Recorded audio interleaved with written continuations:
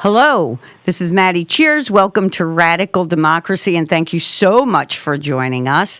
I am really thrilled to be doing this program on radical optimism with my dear friend Chrissy Velez, founder of the Vibe Rise movement. And the reason I'm doing this really is because a couple of weeks ago, I was thinking of changing the name to the show because there was a radical democracy on the air that was kind of negative and all of that. And all of my friends said to me, no, you're the one that's really radical because you're the one that's positive. You have solutions. You're trying to get people involved and thinking a different way. You're nice. You're respectful. That's radical nowadays. So I thought that was kind of funny.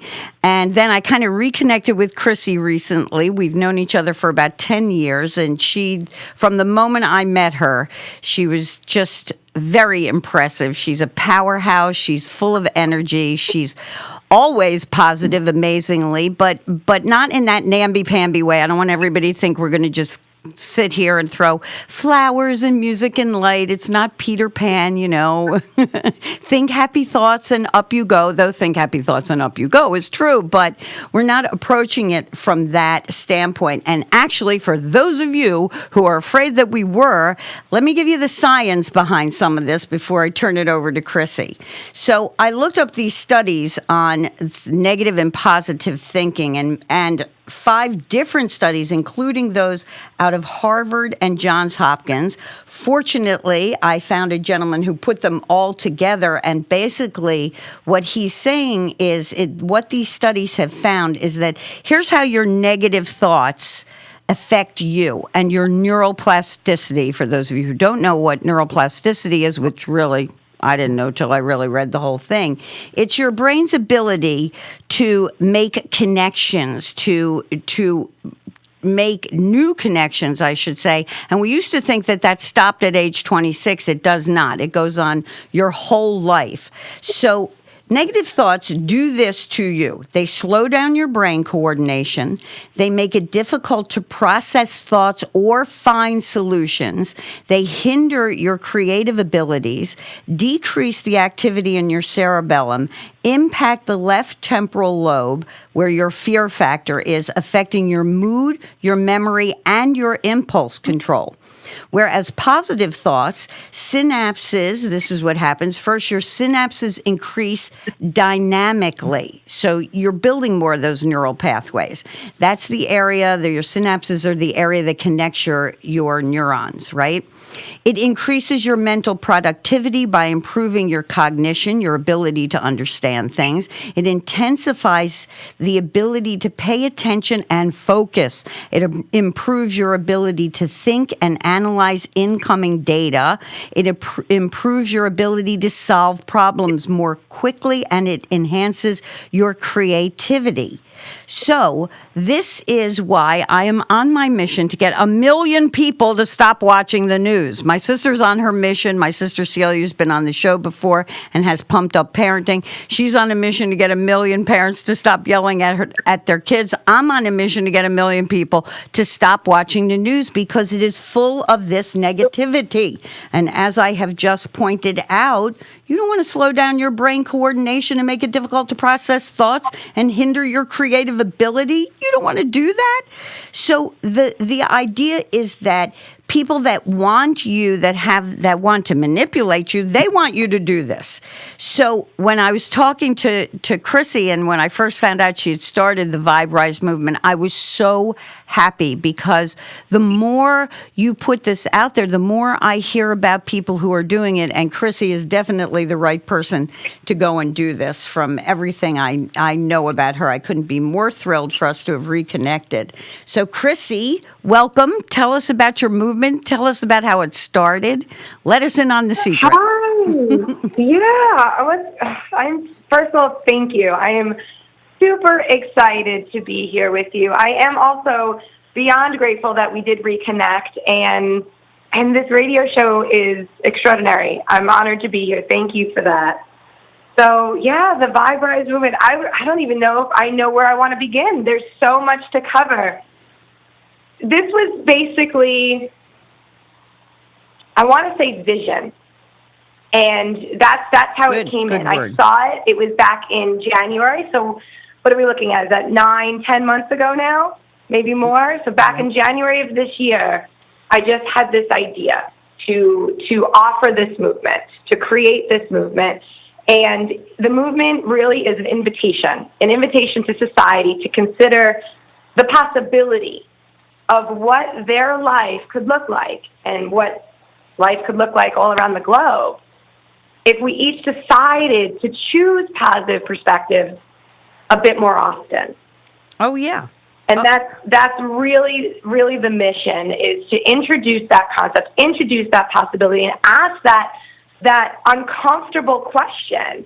What do you think your life would look like if you started to choose your thoughts more specifically?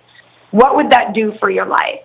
And there are some people that kind of maybe poo-poo the idea or dismiss the question. Maybe it's too uncomfortable to dig a little deep and really question their quality of happiness and what, they have everything they want and so on and so forth. And other people are responding with their own light bulb, their own aha moment, and go, well, actually, and then they're starting to share their experiences. And then they might go out and kind of, something might show up in their space, and instead of having that maybe autopilot, knee-jerk reaction that they are used to having towards that situation, maybe they're stopping, pausing, and choosing a different perspective to look at it, and then it's altering the rest of that experience. And they're going, okay, well, that actually did something here. What is this? What is this? And then that conversation is being continued. Yeah, and that is exactly what we need to look at. I mean, there are certainly enough influences going on outside of us that are telling us that we should be afraid. Panic, go out there, panic. Panic, be afraid of this one, be afraid of that one. And as I just read, all of this nonsense is a form of manipulation. And we need to recognize it as that. I think we might be having are we having technical difficulties, or we're okay? I'm sorry. I can't see any comments or anything on my stuff. So if you see my screen is frozen, but I can hear you perfectly. Oh, okay. I think what it is, it's the superpower of perspective, and that's really what it is. Our superpower is choosing our perspective, because we cannot control circumstances, right? Life shows up. Things are happening every day that are completely unplanned. There are people in our lives that we cannot control the things they do, things they say, or even the things they think, even about us. Other people's thoughts and opinions are truly, really none of our business. So the only power we have is the power of perspective. How are we going to look at the situation? How are we going to choose our response instead of just reacting, or falling victim to circumstance? Oh, well, this happened, so I'm at a loss. I'm powerless here because this showed up. Yeah, exactly. And you're never powerless. That's Ever. exactly it. And that is exactly the point, is that we are giving up our power when we are focusing on the negative, when we are focusing on the divisiveness. I like to say the devil is into divisiveness. When we're focusing on what separates us instead of what brings us together, we're in big trouble when we start doing that. And the idea is just what you said. We can make a choice to not do that. We can make a choice to step outside of our fear and be completely in our power. And that is what, there's a saying by Marianne Williamson where she says that, what we're really afraid of, and I'm not campaigning for her, but in her writing, she says, it's not that we're afraid that we're powerless. It's what we're really afraid of is how much power we actually have. And I think that is the thing we have to focus on, is how do we access that power. Hi, Jennifer. Thanks for watching. And Jason, thank you so much. So this is the thing that I feel like you're doing so well with the Vibe Rise movement. So why'd you end up calling it Vibe Rise? So I'm big into vibration, and let me break this down a little bit. So our thoughts, we think that they're they're ours, right? They come and they go and they're our thoughts. But they hold so much more power. As you mentioned even earlier in the intro, how it kind of can even change us on a cellular level. So our thoughts are directly connected to our emotional scale. The things that we think, we start to feel. We could harp on a thought. Perhaps maybe you're standing there washing dishes and you're starting to harp on a thought of maybe you and a friend or family member or coworker had an argument earlier in the week, and you start to play it, right, over and over again in your mind like a movie. Right. You're hearing the entire conversation. We've all been there. We've all done this. What I should have said, what I didn't say, what she said. And what's happening is you could actually, if you tune in, you could tune into your body on a physical and emotional level, and you can feel the changes. There might be like an adrenaline spike, or maybe your pulse increase, heart rate increase. Your body is responding to your thoughts. It doesn't know that you're no longer in that confrontational moment. Right. It's just doing what it does. It's responding. And your brain is doing what it does, and it's thinking. So you have all these thoughts come in. They're producing emotions off the wall, and then that is your personal energy. All of that is kind of rippling. I always picture it like taking a pebble and tossing it into a pond, that ripple effect. Right. That's a vibration. That's your personal vibration, your personal energy vibration. And it's always in motion. It's always on the move. It's always affecting others. So our thoughts affect others because what we feel affects others, and it affects, obviously, self. Exactly. So, right. So my main focus is, okay, hold up. Well, I'm doing this too. So what if I tune in just a little bit more to the thoughts I'm having and choose them a bit more specifically? If this one is not feeling expansive, if it's feeling more restrictive, let it go. Don't harp on it. Don't grip it tightly. Let it pass. And then switch my thoughts. Pay attention to the ones that are making me feel simply good. I want to feel good. Everybody wants to feel good. At the end of the day, that human goal is to feel happy. We want to wake up and be happy. So we want to feel good. And in Buddhism, that's what they say. And raising that vibration.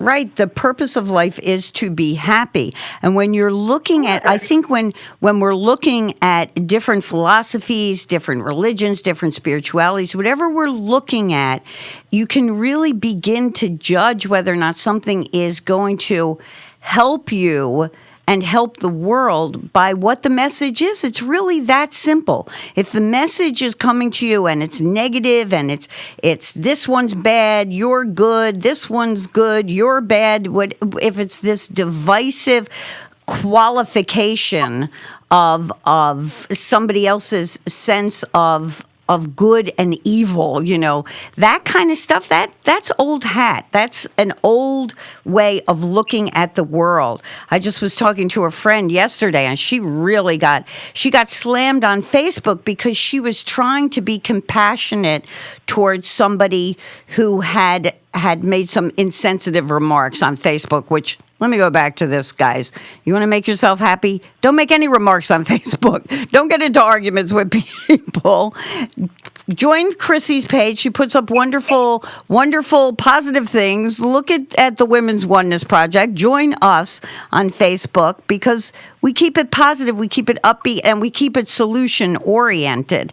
Not this, back and forth. And I mean, this woman does some amazing work in the world. She is working in such a positive way, and people were slamming her because they felt like her response to this wasn't strong enough. You don't have to listen to somebody else's response. That's the thing, is start listening to yourself, and that takes courage. I've said this a million times on this show. When David Hawking did his research on power versus force, the book Power versus Force, highly recommend. You should all be reading it. But when he did his research, he found that where people really start to become empowered is when they are showing courage. It takes courage to break away from the groupthink. It does. We recognize that. But man, you will never be happier. You will never feel more in control of your life and an ability to, like you said, Chrissy, deal with these things that come up in life. Everybody has things come up. Everybody has sad news, bad news, and everybody ultimately is also going to have to deal with the fact that your life here is limited. So don't you want to take hold of the power that the universe, God, the creator, however you want to look at it, that power that you innately have in you? You cannot take hold of that until you take responsibility for your own happiness. Sure. And optimism, seeing the glass half full, is one of the best ways to start looking at the world. Well, and I think, there's great power in awareness. Yes. To be aware of what's happening around the globe, and to be aware of things that maybe we are seeking to change. Awareness is a wonderful thing. There's power there. Where it starts to teeter is focus. There's a difference between focused and awareness, because if we start to hyper-focus on something, on the issue, we're divided, well, then we're just kind of setting that vibration into motion. We're almost magnifying it, like that energy is feeding the exact thing we don't want to feed. Exactly. So, yes, we are aware that, I'm using this as an example, division. Yes, we are aware of the division in humanity. Got it. But if we switch gears and we keep the focus on how we are united and how we are still coming together and all the things that have changed and all the ways that it is shifting so powerfully, and we just keep feeding that vibration, feeding that focus, give your attention to that, let that grow, feed that energetically. Exactly. And that's, I love in all this apocalyptic talk that's going on, like we had 30 years, then we had 12 years, now we've got 9 years, all this. It's the end of the world talk, which has only been going on since since there have been human beings. So in all this apocalyptic talk, I looked up the actual meaning of the word apocalypse. Do you know what it actually means? It actually means to uncover, to reveal, to disclose, a revelation. That doesn't sound like the end of the world to me. That's right. The whole thing. We use these terms over and over again. And when we go back to the wisdom from which they came, we find that wisdom is a lot more powerful and a lot more positive than we thought. We get in the habit of using things, like you were saying, in the habit of looking at the divisiveness, as opposed to getting in the habit of looking at where we come together, where we can be united. And that's where our superpower and perspective is. Where are we putting our focus? Where are we putting our attention? What are we feeding? Where's our vibration? Right. If I'm riddled with worry, concern, stress, fear, anxiety, I'm not sure what good I'm going to be for the globe. I don't know how I'm going to help society if I'm crippled, locked in my house, going through the human scale.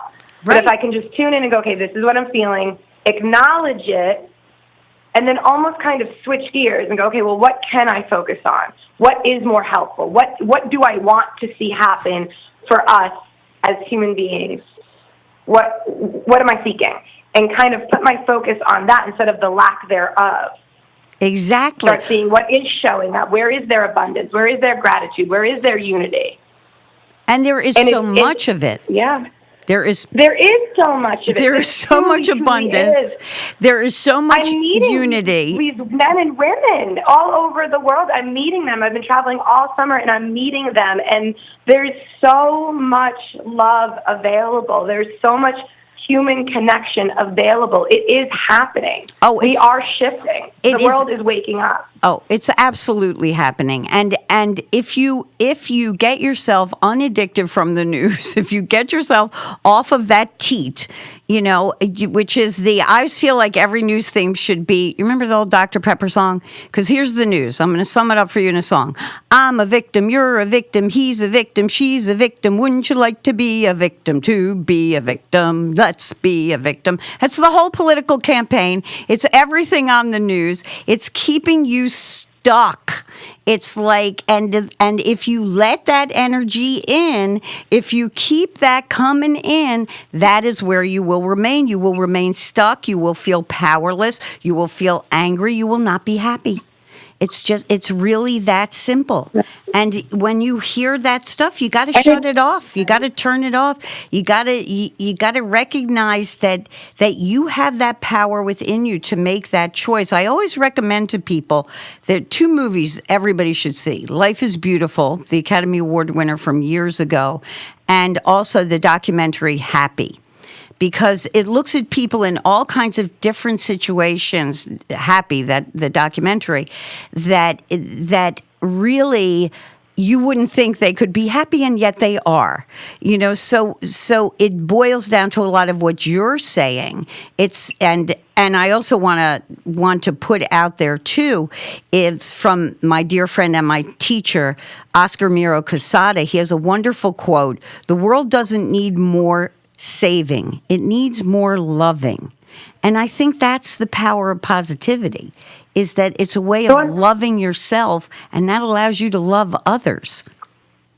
It is a way of life. It definitely is. And it's not putting a pretty pink bow on it or ignoring things that are happening. It's not that. It's not repressing emotions. Right. We are human. We're having a human experience right now, and we're going to feel things. But it's to look at it and go, okay, well, what's happening here for me right now? Why is this a trigger for me? I like to call it shadow work, call it whatever you want, but kind of tuning in and going, okay, what's going on here, and finding the gift, pulling the gold out of it. Yes. I do it daily. There are times, just last weekend, on the weekends I'm waitressing, and there are times I'm mid-shift and something will show up in my face, a behavior or something where it's not resonating, or I'm having some sort of reaction to it emotionally. I'm going, okay, well, turn inward. What's going on for me? Why is this a trigger? Why am I making this matter? What am I making this mean? Right. And kind of pulling that gift out. Right. And it's life changing. It really is. That's where your freedom is. That's where your happy is. That's where your power is. Oh, yes. And that's where you can raise the vibration of self and everybody else. Exactly. And that's what takes practice. And it really does. It is practice. It is a practice. It really is. I drive the Long Island Expressway every day. Let me tell you, that is a stressful experience. And you got, when you're in these high stress situations like we all are, then you've got to find a way to make yourself not there. You've not have the physical reaction to it, which doesn't mean I don't yell at a driver now and then in my car. But when I do that, I also look at it as a clue, why is this annoying me today when I'm just sitting here listening to my music? So what's happening with me?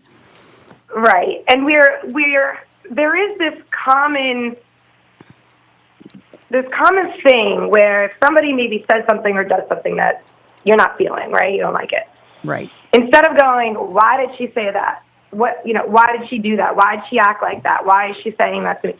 No. Why is it bothering you? What are you making it mean? What's happening for you right now? What's a reflection upon? Dig deep. Kind of tattle on yourself. It's a tell on self, because you're going to find some things about you. You're going to discover parts of you that you didn't realize. You're like, oh, okay, I'm feeling insecure, or I'm feeling this. And it kind of comes up. It feels a little uncomfortable, kind of like a hiccup.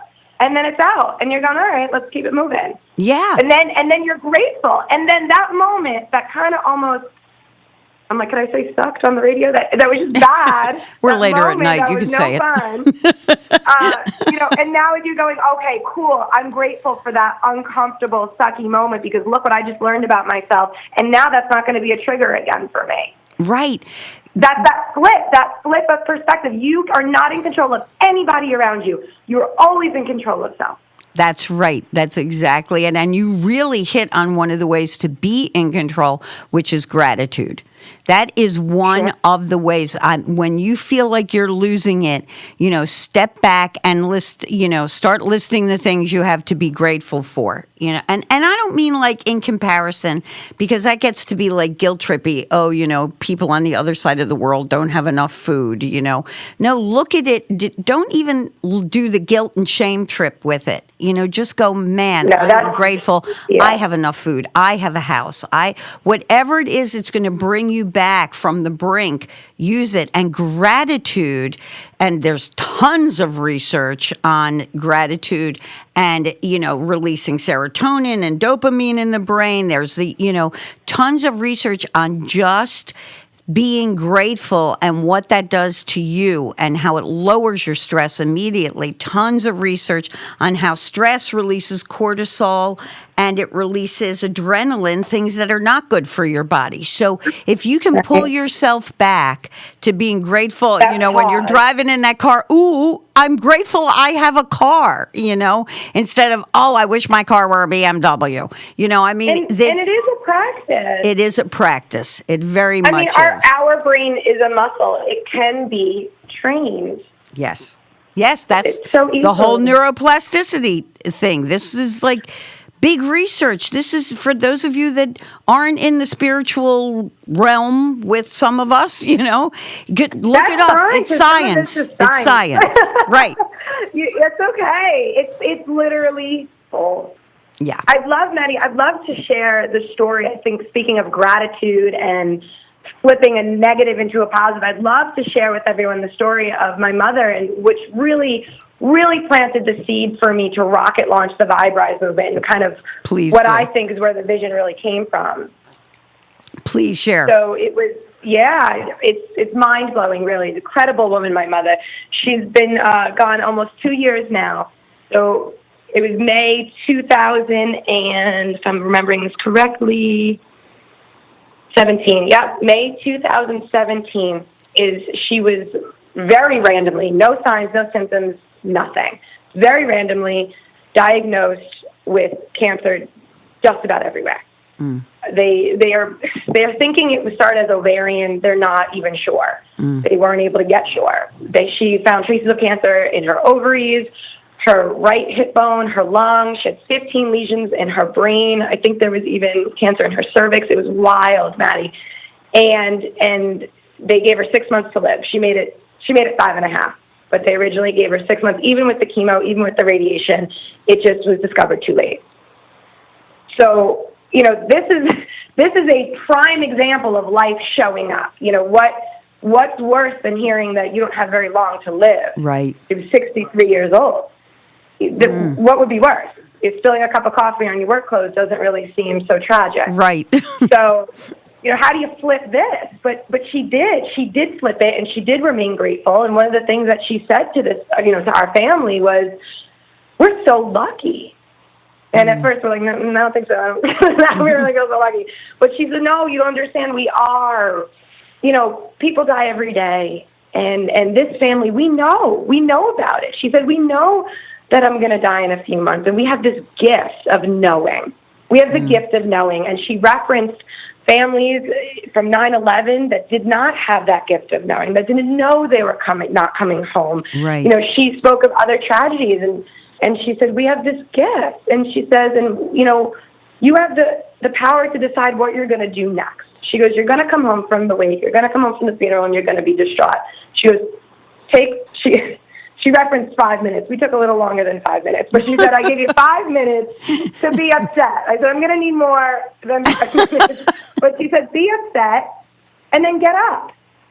Pick yourself up off the bathroom floor, wash your face off, and decide what you're going to choose for your life, because you're alive, and life is for the living. So what are you going to choose? Yeah. And this was the message. She was grateful for the gift. And she was bossing us around and talking about funeral arrangements, and it was awesome. Wonderful. And I did decide to choose something, and I decided to choose the Vibe Rise movement and to introduce this radical concept of optimism and positivity around the clock to the world. It's just an invitation, take it or leave it, but try it. You might be totally surprised how you change physically, emotionally, how your life changes, what you start to attract. I mean, the law of attraction, that's a whole nother conversation, but everything's going to shift when you start to pay attention to where your focus is.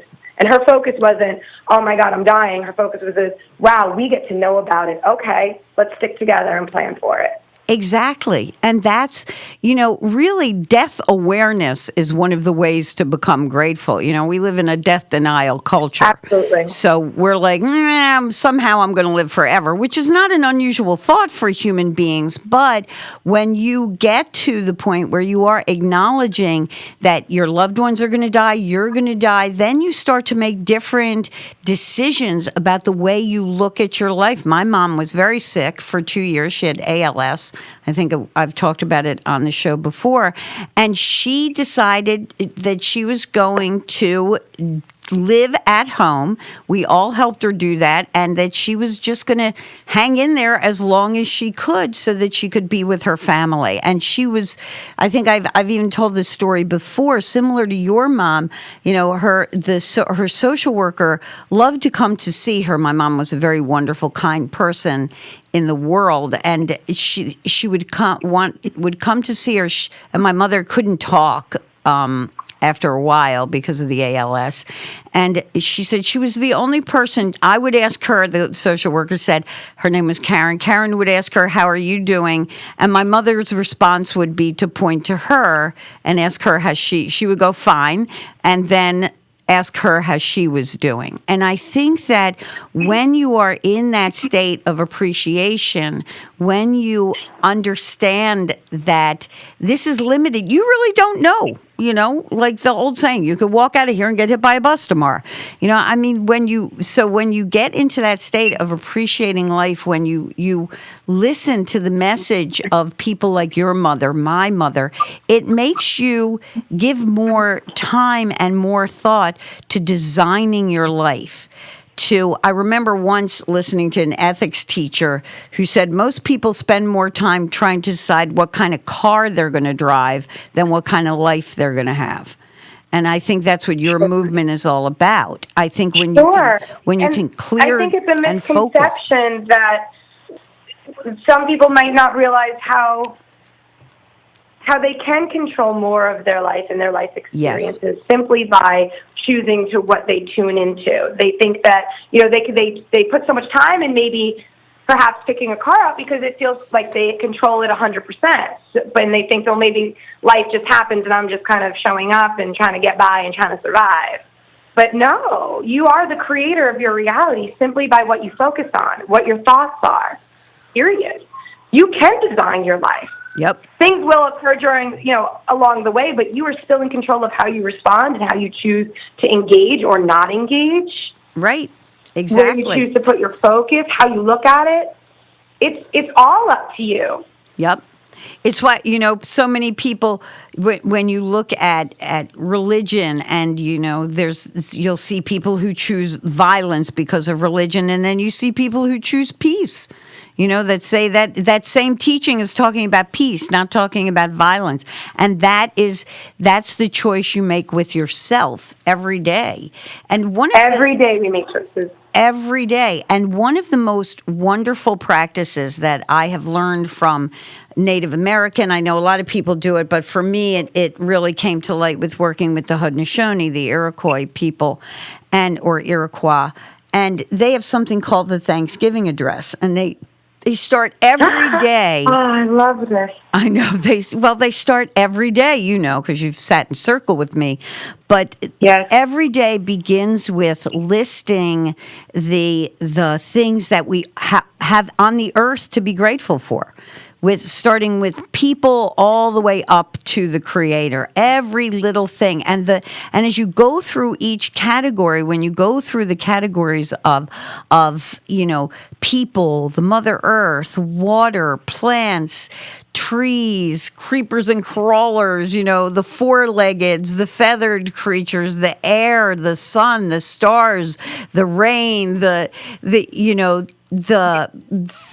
Creator, and you tell people at the end, if you feel forgotten, you're now remembered. By the time you get to the end of that prayer, even if you do it briefly and you think about all of the things that you have to be grateful for, they do it to put your mind in the right place to make decisions. So it comes before the actual translation of the title, Ahenda Galawadegwan, means that which comes before all else. They do it before they make laws in the Grand Council because their mind has to be in that positive place in order to sit and communicate effectively with somebody who might disagree with you, in order to show them the respect and the kindness that they deserve, and to see in them that spirit that can teach you something. And if you can't see that in yourself, if you aren't reaching inside and going, oh, I can teach myself things, then you're not going to see that in somebody else. Right. So I think that this reaching in, I love that whole concept that you talk about of reaching inside and pulling that positive lesson out of the negative and making it a practice, making it something you do. Yeah. Always, every day, every moment of the day, you can easily find something that is upsetting or stressful or sad or tragic or, and anxiety inviting. You could find something that we could label negative, right, to focus on. Sure. Just as easily as you could find something to be grateful for and thankful and something that brings you joy and how you feel loved and supported, et cetera, et cetera. So it's just a matter of what you want to choose. Where do you want to put your focus? Right. Right. You get to choose. That's your superpower, the power of choice. Exactly. And nobody's saying don't be an activist, but look at it as sacred activism. This is a term that Oscar Miro Quesada also uses. Sacred activism means that you're going to look at something that looks like a negative, and you're going to figure out what that lesson is and how to bring the solution to the world. Not how to force it on somebody, again, going back to this whole difference between real power and force, because anything that's forced ultimately disappears. So the real revolution, the real radical change is in moving away from violence. And when you look at the people that made that choice to the peaceful and conscious revolution of a Gandhi or a Martin Luther King or a Buddha or a Jesus, when you look at these examples, you see that these were people that they didn't condemn anybody. They weren't calling people names. They weren't making fun of people. They were saying, okay, here's the problem. What can I do? What can I bring to this? And mostly what they were bringing to it was love. And mostly what they were looking at in sacred activism was, whatever I say, I'm not going to hurt my soul, but I'm also not going to hurt your soul. I'm not going to damage your spirit with the words that come out of my mouth or the actions that I take.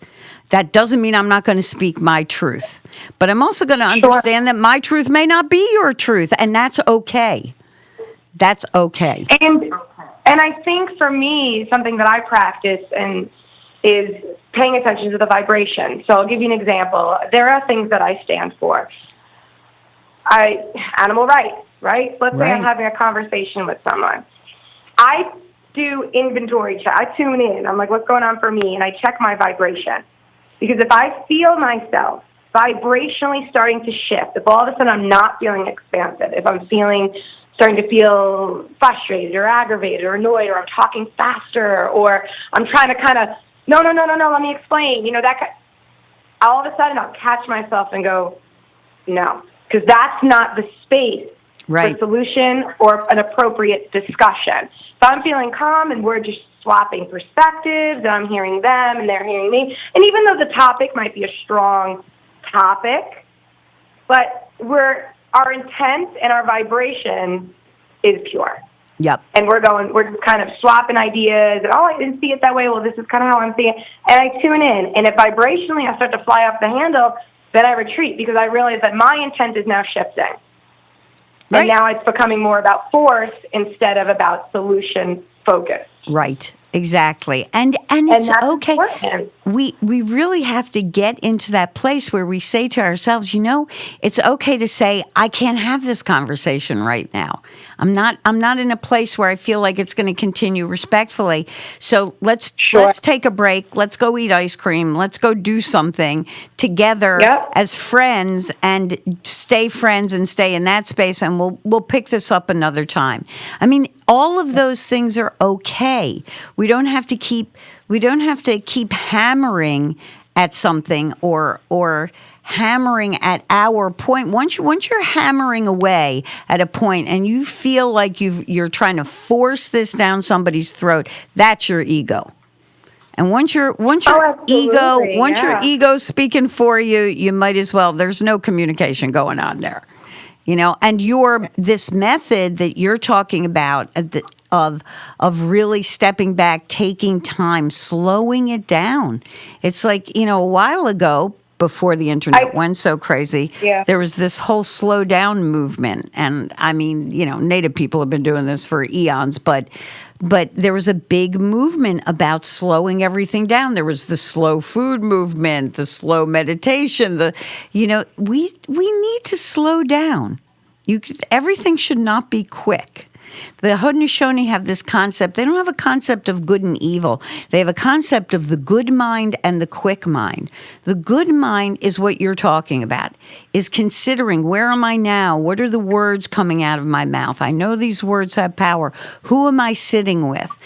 How much listening do I need to do before I speak? Am I in a state of gratitude for being alive? It's this checklist, this slowing, whereas the quick mind to them, which is what many of us would call evil, is I want it now. It has to happen right now. Wait a minute, why isn't it happening fast enough? And guess what? It's your fault.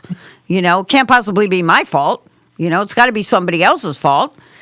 So a lot of what you're talking about fits into these Native concepts of equality, these Native concepts of slowing down, appreciating nature. One of the most restorative things you can do, and for those of us that are lucky enough to have it around us, is get out there, and when you're really feeling that stress, sit down, sit by a lake, sit under a tree, hug a tree. There's all kinds of science around this stuff. We're not talking about something we made up, out of our heads. No, and it's simply just being present. Everything you're describing is just being present with the moment, leading up to this very conversation, to being on the radio, being present with that, tuning in. I'm okay. I'm a little excited. I'm a little bit nervous. Tuning into both. Okay, where do I want to put my focus? I want to put my focus on Maddi and the conversation that she's going to bring forth. Right. And it's just a matter of what we're choosing. Exactly. It's all about being present to self and deciding, this thought isn't working for me. Right. This thought is. Exactly. It's just that easy. It is that easy. And we are the only ones on the planet that get to make that choice. Like Tom Porter, the Mohawk elder we work with, always says, a deer always grows up to be a deer, knows how to be a deer, follows its instructions, grows up to be a deer, does not grow up to be a chipmunk, right? We have a choice to make about who we're going to be. We have been granted free will. We have been granted this ability to make choices. And the frame of mind and heart that you are in when you are making those choices is everything. It's everything. It's Vibe-Rise. It's, I love the name. It's the Vibe-Rise movement. Vibe-Rise movement. There's on the page, on the Vibe-Rise movement Facebook page, the background cover photo. Cover photo asks, how will you raise the vibration? Yeah. Meaning it's a choice. What are you going to do? And I recently had a couple different women reach out to me. They're in different states. They were not in the same state. And they've reached out to me. They said, hey, I want to bring the Vibe-Rise movement to where I live, to my community, to my state. And I'm going, well, yeah. What does it look like for you? How are you inspired to look at things more positively, more often? Right. How do you want to share it with your community? There's no wrong way to do it. This is not a business. This is a movement. Go for it. Have a blast. Right. Connect with people and, plant seeds for them. There's no wrong Exactly. way to practice choosing your perspective. Exactly. That's it. And in Peruvian healing, there is this concept called Aini. It's sacred reciprocity, which is basically what you're talking about. Sacred reciprocity is is a much more complex concept than, like, you give me a massage, I give you money. It's not that. It's way beyond that. It's the idea that when you're making these choices, and that you're conscious of the choices you're making yourself healthier, which in turn allows you to make the world healthier. This is, it's sacred nourishment is, I think, a really Right. good way to put it. It's getting yourself into that place where you feel nourished, and then you can nourish others.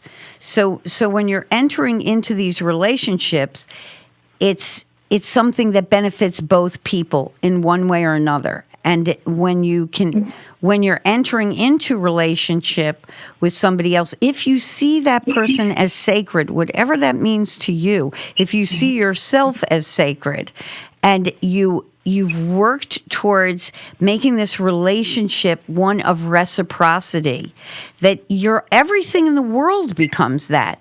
You do something great for somebody else. It doesn't mean they owe you. It means that their vibration is raised. They can go out and do something great, because we're all here together.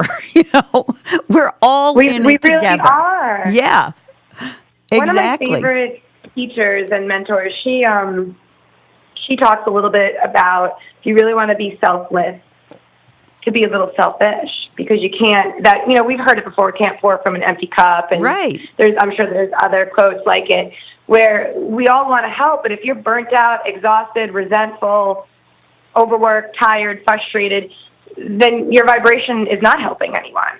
Right. And when I speak a lot with, when I'm doing life coaching with other women, and I'll try to kind of introduce this concept to them. I always go to my favorite go-to is when you get on an airplane and they say, if there's a child in your lap and, we're going down, something's awry, and those oxygen masks come down, the mother's instinct is going to put the mask on the baby. But in fact, the second you do that, you lose oxygen and the baby's alone. Right. So you're actually supposed Right. to put the mask on yourself first, and then the child, to keep you at 100%, so you could be there for that baby. And I believe in that, to keep yourself at 100%, so you can help and lead and heal and inspire others and be of service to the globe. You can't do it if you're wiped out Exactly. and you're annoyed. Exactly. You're not going to be able to do it. Exactly. And you have to that's balance. That's sacred reciprocity.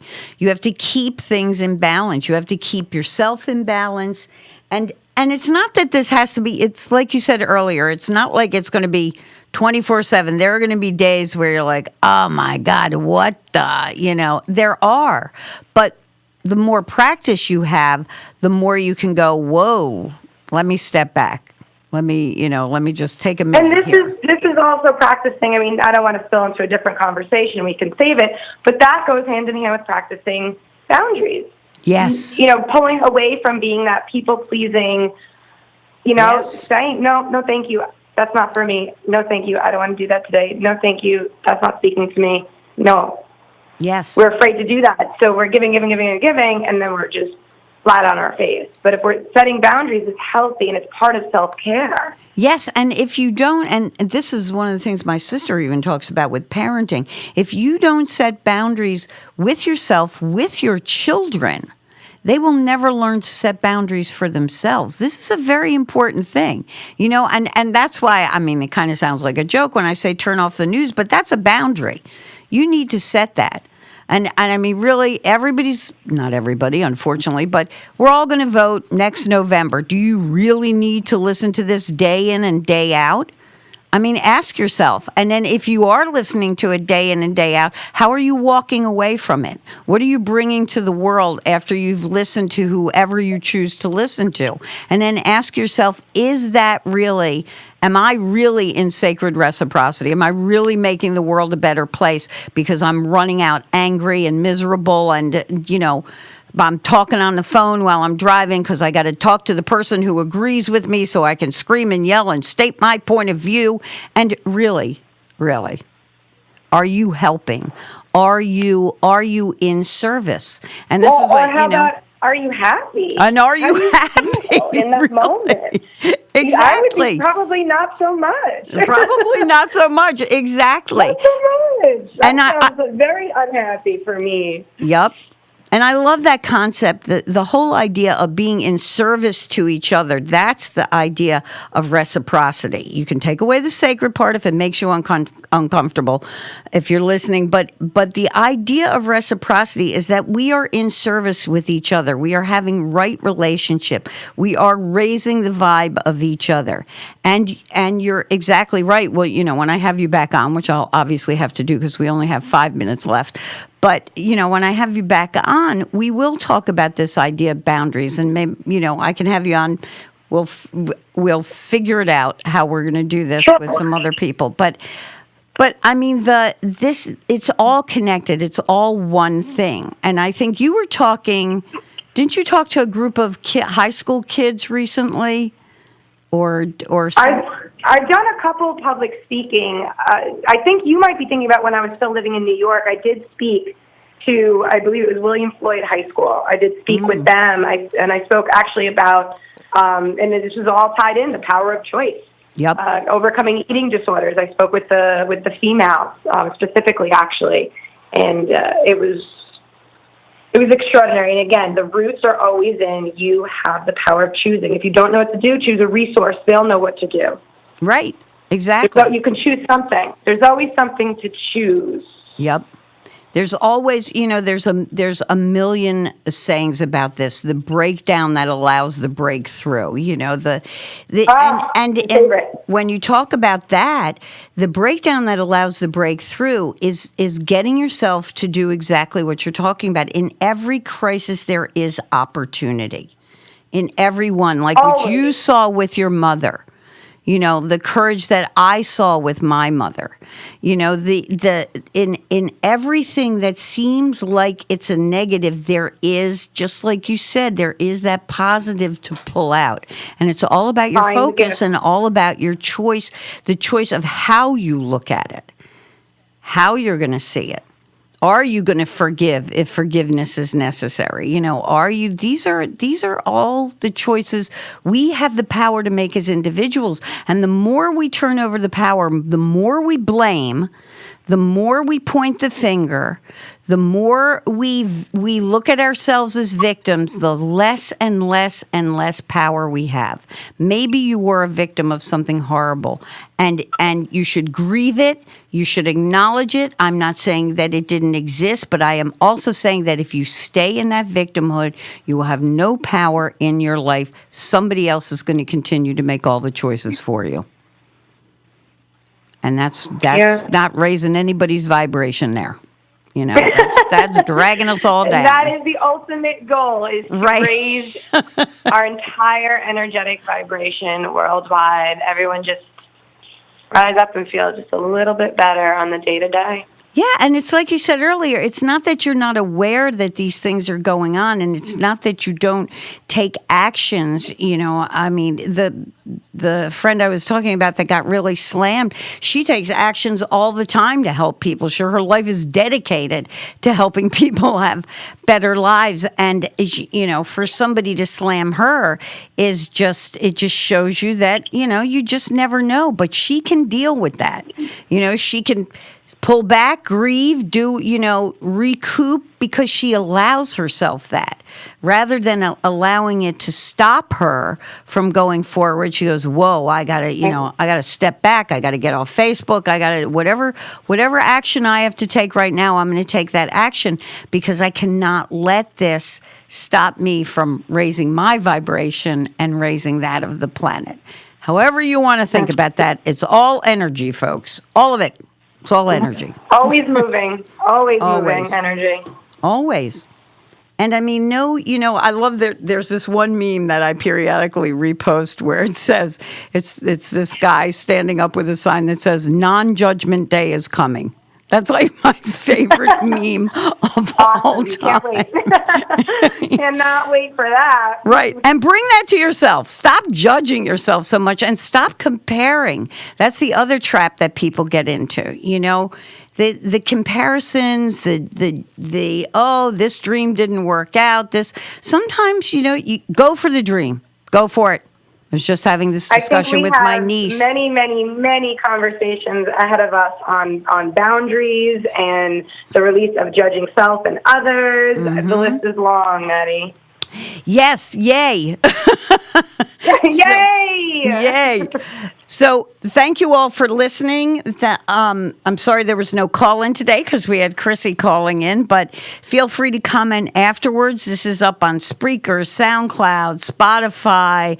You can find us if you search Strong Island Radio, and then you can even search Radical Democracy with Maddi Cheers. So seek us out. If you have comments you want to make, join the Women's Oneness Project, join the Vibe Rise movement on Facebook. You know, we'd love to hear from you. Next week, we'll be talking real radical democracy. We're going to talk about the Great Law of Peace, and we're going to talk about applying those positive boundaries. It's actually more or less a continuation of what we're talking about today, just applying it to government. So I want to thank my producers. I want to thank Bobby Lacera. I want to thank Jason. I want to thank you, Chrissy, with all my heart and love for being on the show and making it so wonderful. And we'll definitely do this again sometime soon. And I want to thank all of you for listening. So to all of you, peace, love, and optimism. We're out. Thank you.